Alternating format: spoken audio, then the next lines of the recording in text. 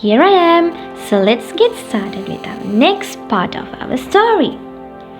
That night, Rose lay on her bed in a turret room and thought about everything that had happened. How long must she wait before she heard the golden bird again? Suddenly, she couldn't bear it anymore. She wrapped her robe around herself and crept down the stairs, past the sleeping sentry and out into the garden. The moon was shining brightly. It was easy to find her way back into the woodland. But among the trees, it was darker. Everything looked different. Rose stumbled over the stones and fallen branches. She couldn't find the trees where the golden bird had been. And there was something worse, she realized. The nighttime sounds of the woodland were completely different too. And there was no sound of singing. Sadly, Rose walked back to the palace. She felt as if all the magic had gone from her life again and she wasn't smiling anymore. Rose went back to her room. She lay down on her bed and closed her eyes.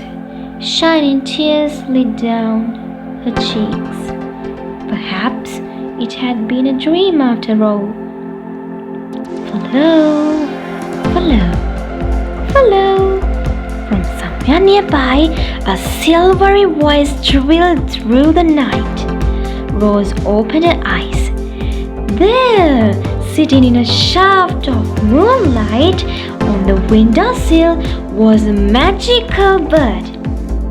Rose reached a window in a second.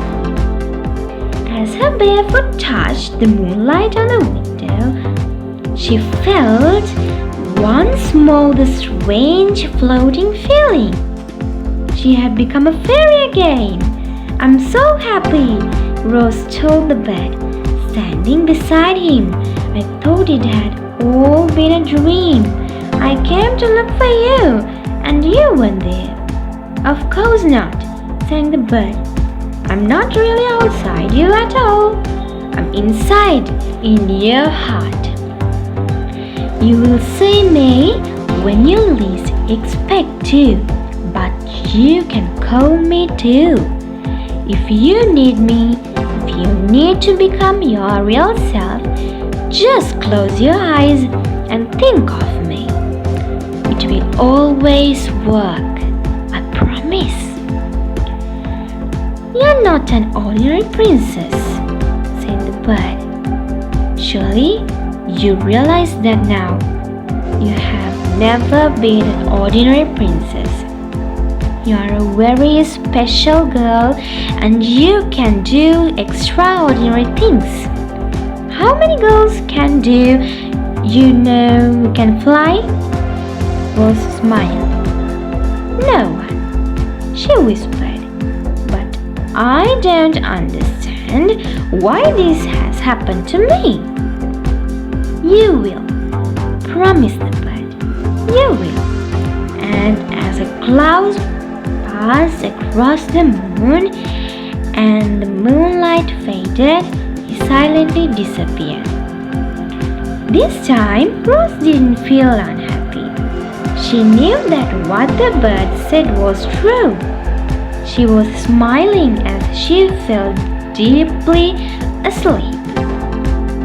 The next day, something happened that made Rose forget about being a fairy. Her mother, the queen, was taken ill. At first, no one was concerned. As the day passed, however, the queen grew worse. The king sent for the best doctors in the land.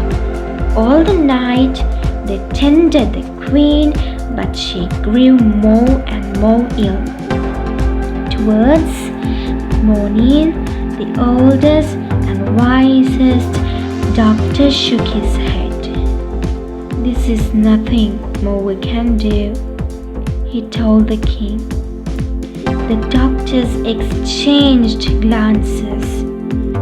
There was once "A blue flower growing in this land, sir," said one, "called evening star.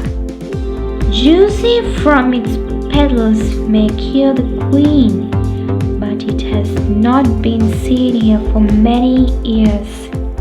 Every single flower was picked long ago." So my cuties, today's party is over. So until tomorrow, bye. If you like my video, subscribe my channel and share this video with your loved ones.